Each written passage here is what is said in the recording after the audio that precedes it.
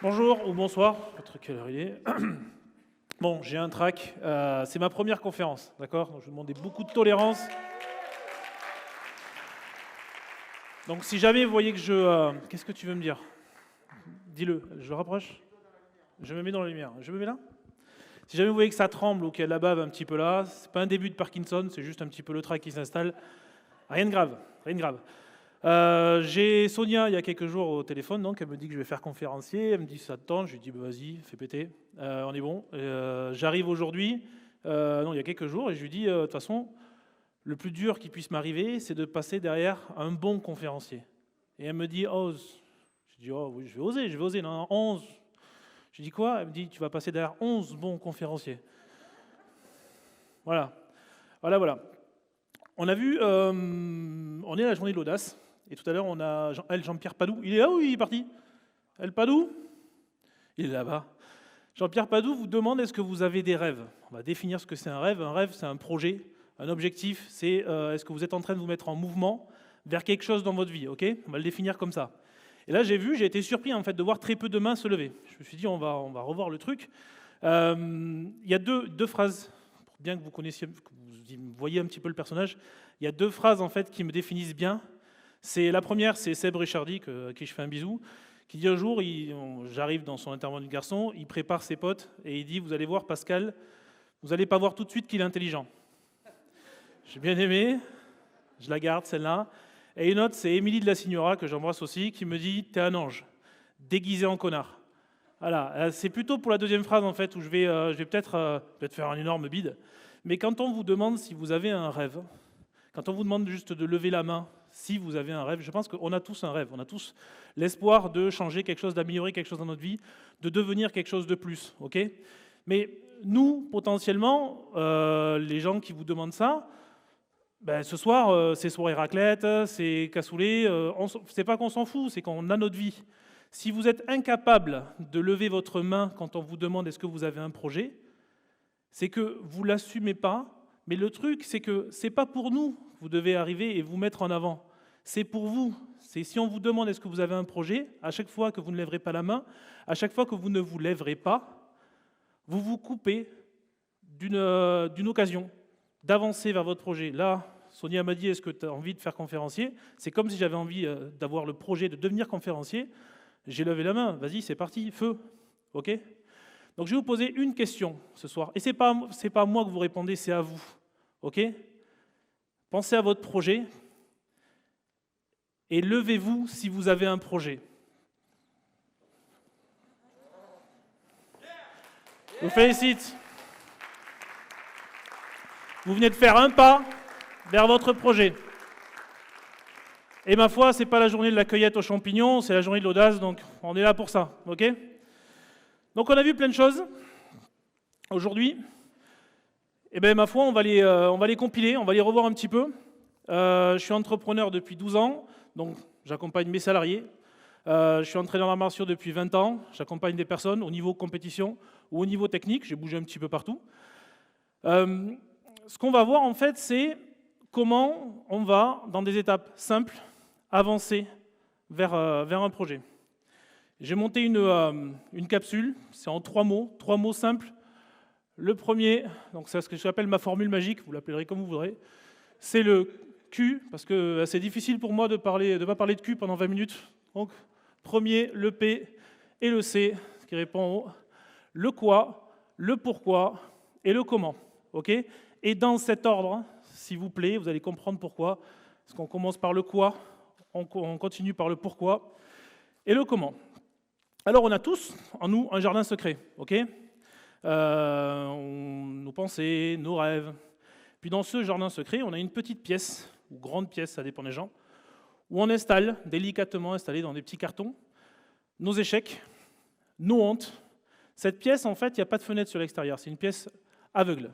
Okay, on ne communique pas trop dessus parce qu'on n'aime pas trop parler de nos échecs, on n'aime pas trop parler de nos hontes.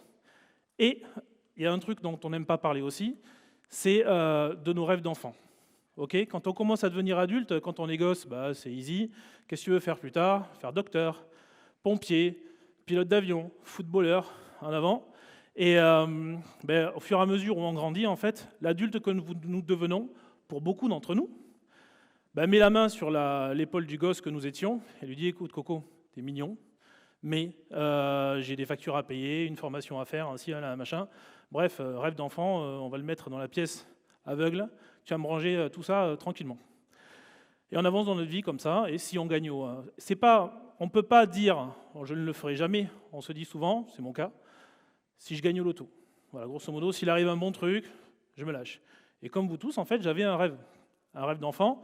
Un jour, la prof demande, qu'est-ce que tu veux faire? Elle demande à mon pote, Alex, que j'embrasse aussi, plein d'amis. Alex dit, moi je veux devenir pilote d'avion. Et il me regarde comme ça, tout embêté, il me dit, mais bon, je pourrai jamais, je suis daltonien. Et je lui dis, oui, c'est vrai que daltonien, t'es pilote d'avion. Au niveau des pistes, c'est compliqué.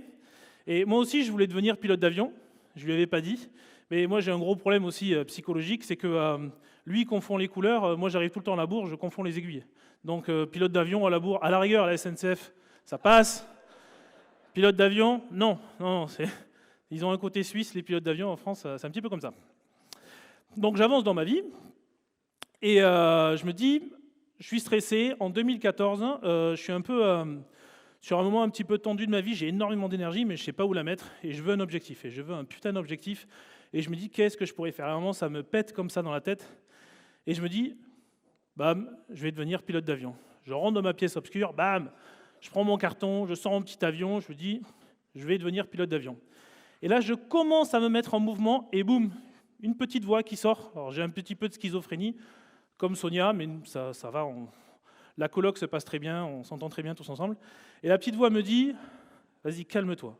Et c'est le style de petite voix que je n'ai pas l'habitude de croiser, donc ça va être soit la voix de l'intelligence, soit la voix de la conscience. Elle me dit, tu te calmes, ça fait rire. Et pose ça tout de suite, c'est fragile, on est sur un rêve d'enfant, on ne peut pas arriver et faire ça. Et rappelle-toi que tu as un peu bac plus 5 en foirage, option KO. C'est vrai que j'ai l'habitude d'arriver, de ne pas finir les trucs. Je vous raconte brièvement, j'ai arrêté les études vers les 20 ans, et entre mes 18, pendant que j'étais encore étudiant, jusqu'à mes 28 ans, j'ai eu quelques expériences professionnelles. Style de mec qui commence un truc, mais qui ne le finit pas dans au moins une quinzaine de boulots variés. Le délire, c'est que mon père, lui, a fait 2 boulots dans ma vie. J'ai vu, il a fait 2 boulots, ma mère n'en a fait qu'un. Ma sœur en a fait 2, et mon père, mon frère, c'est le foufou de la famille, il en a fait 3. Différents, il a 45 ans, d'accord? Et moi, 5, 6, 10 expériences professionnelles, c'était déjà à 2-3 ans de vie professionnelle, je les avais déjà épurées. Et mon père, je voyais le dimanche au midi, quand on faisait le repas de famille, je sentais que quand je lui disais « j'ai encore changé de boulot, mais là ça va marcher », je sentais le néon qui frétillait derrière l'œil comme ça. Quand il me regardait, je me suis dit « bon, on va se calmer ». Ma mère, ça commençait comme ça finissait comme ça, je me suis dit « tout va partir ». Et ma sœur qui me donnait des coups de coude, elle me dit « calme-toi, on va toucher l'héritage un peu plus tôt que prévu, vas-y, lève le pied ». Je lui dis « bon ». J'ai passé allègrement la barre des 40 expériences professionnelles dans tout, service, sécurité, transport. J'ai tout fait. Mon père, il a fini en PLS. « Allô, Houston, il y a un problème? On est où, papa ?» Il ne répondait plus. Ma mère, descente d'organes, on a tout retrouvé dans les chaussettes. Les deux, j'étais obligé de leur supputer peut-être que j'avais été adopté pour les rassurer un petit peu. Bref, la galère. C'est remonté chez les papis, mamies, tout ça. Bon, c'était compliqué d'être pris au sérieux dans cette famille. Et bon, bref. Je me dis, ok, je vais avancer, j'ai mon petit projet. Qu'est-ce que je pourrais faire pour commencer de façon assez efficace? La première chose que je me suis dit, Jean-Sian en a parlé ce matin, El Padou en a parlé tout à l'heure, Sonia en a parlé, c'est l'environnement. Vous avez un projet, vous allez le mettre et le planter dans de la terre et de la bonne terre. L'environnement, c'est quoi? C'est les personnes qui peuvent soit vous pousser vers votre projet, soit vous tirer comme ça pour que vous restiez avec eux. D'accord? Donc je me suis dit, je vais protéger mon projet. Et donc je ne vais en parler que aux personnes qui vont me pousser, dont je suis sûr qu'ils vont me pousser vers mon projet. J'en ai parlé à mon yaya, qui est mon conseiller et coach depuis une bonne vingtaine d'années, et j'en ai parlé à d'autres personnes que je savais, c'était sûr. En revanche, jusqu'à que j'ai ma licence de pilote d'avion, j'en ai pas parlé à mes parents, et j'en ai pas parlé à mon frère, j'en ai parlé à ma sœur, qui elle, ça va, elle a le zen. Et donc, je me suis protégé un petit peu tout ça. C'est ce que je vous conseille, vous l'avez déjà vu dans les conférences avant. Vous avez un projet, voyez votre environnement. Si votre environnement il est pas tip-top, vous avez la possibilité, vous avez le droit de filtrer un petit peu vos informations. Ok, ça ne vous avancera à rien d'avancer, de dire j'ai tel projet à des personnes qui vont vous dire mais non, reste là, si c'est comme ça, c'est pas bon. Sonia en parlait ce matin, vous avez 80% comme ça de trucs négatifs qui vous tombent sur le nez, c'est pas top, d'accord? Et ça n'a jamais fait pousser l'énergie. Yes? Il y a une personne, Ollie, qui était un petit peu entre les deux. Ma fille, qui avait 8 ans à ce moment-là. Et ma fille, bon, vu que j'étais célibataire pendant pas mal de temps, c'est entre des fois, elle se prend un peu pour ma mère. Voilà.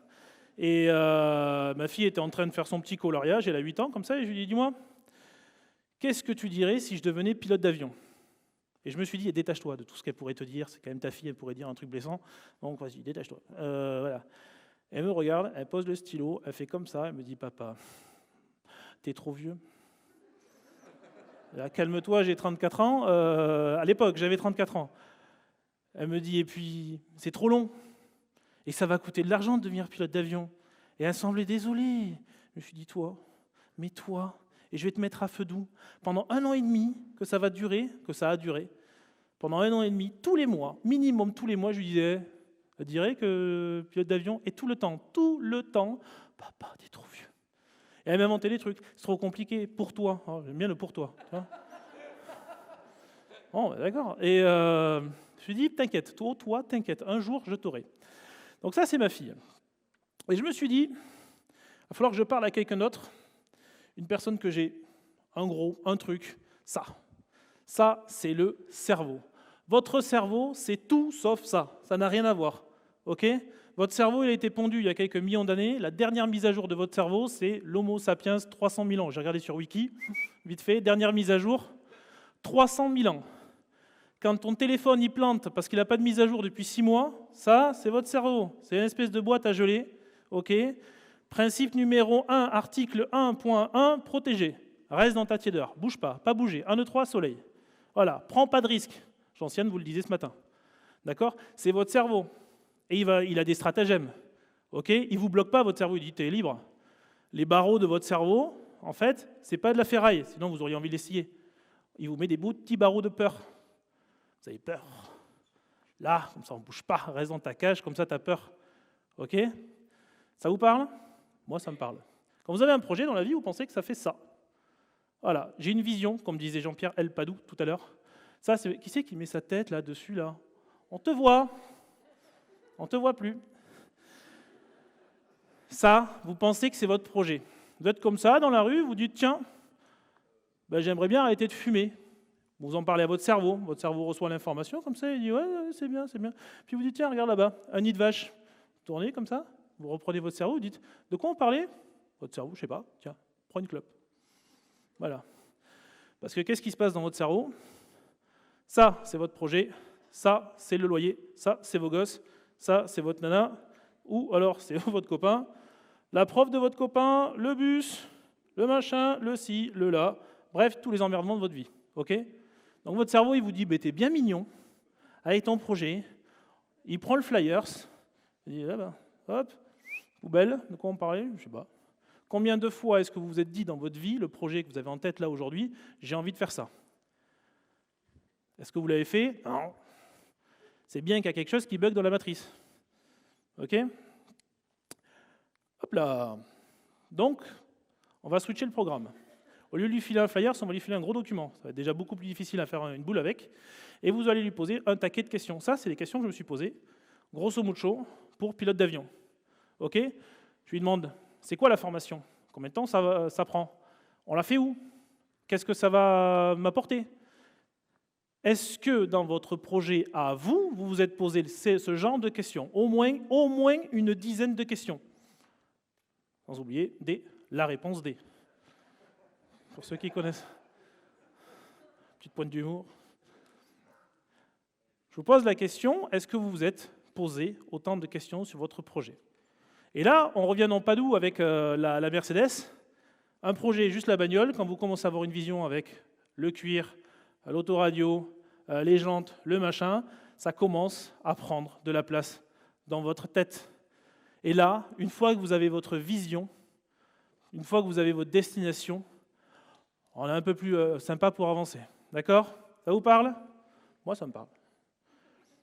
Deuxième, Le pourquoi. Sonia en parlait tout à l'heure, en fait, quand elle a bugué avec ses 80 et 20% d'idées positives. À un moment, elle se dit, mais pourquoi je dois y aller? Pourquoi je suis faite? Qu'est-ce qui me fait kiffer dans la vie? Moi, c'est pas compliqué. Pilote d'avion, tirer le manche, les nuages, les montagnes, la 3D, la liberté, partager tout ça avec les copains, être capable de faire tout ça, de faire 300 km en 1 h 30, c'était ça. Vous, en quoi ça vous fait vibrer? Si vous avez mal répondu à votre quoi, si votre quoi il est tout petit comme ça, vous ne savez pas en fait ce que ça fait vibrer chez vous. Si votre quoi il est énorme, là on est mieux. Autre chose sur le quoi, et ça vient aussi sur le pourquoi, j'ai une copine un jour qui fait 1 an de formation pour devenir esthéticienne. Elle fait esthéticienne, 6 mois plus tard elle arrête. Je lui dis pourquoi t'arrêtes? Elle me dit mais putain on est mal payé. Je lui dis tu penses pas que tu aurais pu voir ça en amont? Je pense que vous avez déjà vu ça quelque part. Des gens qui commencent, qui font une formation et qui s'arrêtent au milieu. Donc, qu'est-ce que ça vient chercher chez vous? Vos valeurs, quelles sont vos qualités pour aller vers ça? Quels sont vos besoins? Qu'est-ce que ça demande? Ça va vous faire kiffer comment tout ça? Hop, astuce, il faut que ça vienne de vous. D'accord? Un jour, j'ai envie de rentrer chez K par K parce que je vois un beau commercial sortir avec une espèce de super truc, cheveux gominés. Je me dis, lui, il a l'air bien. Il a l'air en place, l'animal. Non. J'ai voulu lui ressembler, mais alors j'étais pas du tout aligné avec les valeurs du bonhomme, j'étais pas du tout aligné avec le type de boulot, je suis pas du tout un commercial. Non, en fait, c'était pas fait pour moi. Je me serais demandé pourquoi je dois faire ce boulot, qu'est-ce que ça vient chercher chez moi. J'aurais un peu plus trouvé ma route. Ok? J'ai mon yaya international qui est là. On pourrait avoir envie tous de devenir Yannick Alain, coach, conférencier, one again et tout. Mais le mec, ce que vous ne savez pas, c'est qu'il travaille 22 heures par jour. Même ses cheveux, ils ont dit « Ah, fous-nous la paix, on s'en va, on arrête. » Continue, là. Voilà. Ils ont démissionné. Regardez. Il n'y en a pas. Hop là. Ah. Éteins ça. Qu'est-ce que c'est que ce truc? On va dépasser un peu le monsieur. On va accélérer. Hop là. Deuxième. Elle est très bien présentée dans, je viens de finir le CICLINA, l'Institut des neurosciences appliquées de David Lefrançois. Il y a une très bonne question, c'est que vous devez aller vers et surtout quitter quoi? Pourquoi est-ce que vous feriez ça? Vous avez votre projet, pourquoi est-ce que vous faites, pourquoi est-ce que vous devriez le faire? Et surtout aujourd'hui. Bon, aujourd'hui, on peut attendre demain, d'accord. Mais qu'est-ce qui va se passer à moyen ou long terme si vous ne le faites pas d'ici 5 ans, votre projet? Vous voulez changer de boulot? Quels revenus, par exemple, si c'est juste gagner 1 000 € de plus par mois, quels revenus vont cumuler? Ça va vous faire prendre en retard d'ici 5 ans, d'ici 10 ans. Ce kiff que vous allez avoir tout de suite en vous rapprochant de votre projet, si vous ne le faites pas aujourd'hui, vous allez commencer à agglomérer de la douleur. Ok? Et ça, votre cerveau, il n'aime pas. Lui, il est là pour dire, vas-y, Kiki, voilà, Copacabana, reste là, tranquille, la chaise. Si vous commencez à lui dire, ça va commencer à piquer, le soleil arrive, il va vouloir bouger. D'accord? Donc, c'est 2 questions très importantes sur le pourquoi. Le comment, on y vient. Votre projet, si vous avez envie, la plupart des projets que j'ai vus qui se sont malheureusement pété la gueule, c'est des projets qui étaient trop précis. Le mec, il voulait aller exactement là-bas. Si tu veux aller exactement là-bas, bosser avec exactement ces personnes, ça risque d'être compliqué. Je vous propose dans votre projet d'aller vers là-bas. Et des fois, il va falloir que vous fassiez des choses qui vont vous écarter légèrement du chemin. Mais le but, c'est de se rapprocher de votre objectif. D'accord? Simple. Si vous êtes incapable d'expliquer votre projet à qui que ce soit sur cette planète, à un enfant même de 7 ans, c'est qu'il est trop compliqué. Une idée simple, c'est une idée qui est motivante. Trop compliquée, votre cerveau ne comprendra pas. D'accord? Et restez en mouvement. Et ne pas oublier que, je vous l'avez fait vite, un gars qui finit un semi-marathon, qu'est-ce qu'il a envie? C'est de faire un marathon. Un gars qui fait le Mont Blanc, qu'est-ce qu'il a envie? Faire le Kilimanjaro. Un gars qui a 1 million, qu'est-ce qu'il a envie? Gagner 2 millions. Bref, le résultat ne vous apportera pas grand-chose, voire rien. Le plus important dans un projet, c'est le chemin. Ce n'est pas la destination. Et nous voilà arrivés en juin 2016. Pof, pof. Je suis dans ma voiture. Et j'ai ma fille, dit, cet après-midi, je vole avec un gars, pilote d'avion. Ça te dit? Tu viens? Elle me dit oui. Ah ben oui, bien sûr. Et viens. Et je lui dis, tant que j'y serai avec lui, bon ben voilà, je vais lui poser des questions, tout ça, pour la formation. Je lui dis, qu'est-ce que t'en penses? Elle me dit, papa, ça fait 1 an et demi que je la travaille, donc imaginez. Trop vieux, trop loin, trop cher. Je lui dis, j'ai fait un monstre. Hein. Je la regarde, je fais oui, bien sûr. Bien sûr. On arrive, je lui dis bouge pas, je reviens. Hop, je pars, je vais chercher mon diplôme. Alors diplôme chez les pilotes d'avion, c'est un je sous-signé bidule, autorise machin, et en plus plein de termes techniques. Je crois qu'il y a un truc où il y a marqué pilote d'avion. Donc elle a du mal à déchiffrer ça, elle a 10 ans, je lui file. Et elle me dit c'est quoi? Et je lui dis écoute, ça fait 1 an et demi, je me suis inscrit à une formation. Et je prends des cours, j'ai pris des cours. Et depuis 3 jours, je suis pilote d'avion. Et là, elle me regarde et je me suis dit, elle va percuter le truc. Je viens de lui en parler il y a 30 secondes. Et là, je la vois, ses yeux, ils s'ouvrent comme ça. Il fait, oh, papa, pilote d'avion. Et je vois le globe comme ça quand je vais en parler aux copines à la cour de récré. Ouh, wow. Je suis dit, mais oh, Britney Spears, redescends là, vas-y, reviens. Et je lui fais mes yeux, comme on a tous quand on est papa ou maman, on fait les yeux comme ça de tueur. Je lui dis, tu peux me rappeler ce que tu me disais là, il y a 30 secondes dans la voiture? Et là, elle me regarde, deuxième effet qui se coule. Papa, je suis désolé, tout ça. Elle se met à chialer. Voilà, je lui dis, merde. Je lui dis, écoute, Manon, je lui dis, dans ta vie, tu auras aussi des projets. Et il y aura des gens qui t'aiment. Des gens qui t'aiment très fort, et même ces gens qui t'aiment très fort, ils te diront, t'es trop loin. C'est trop cher. Ok? Tu es peut-être trop vieille, à un moment tu seras bien trop vieille. Et je lui dis qu'il n'y a qu'une personne qui peut t'autoriser à faire quelque chose. Ce n'est pas Dieu, qui par définition veut notre bien. Ce n'est pas notre famille, qui par définition veut nous protéger. Ce n'est pas nos amis, qui par définition veulent juste rester amis avec nous, et pas qu'on s'en aille trop loin. Il n'y a qu'une personne qui peut vous autoriser à passer à l'action, aujourd'hui et maintenant. Et c'est vous. Et si vous vous autorisez à briller, si vous vous autorisez à voler, ça autorisera aussi les autres à briller et à voler. Je vous remercie beaucoup.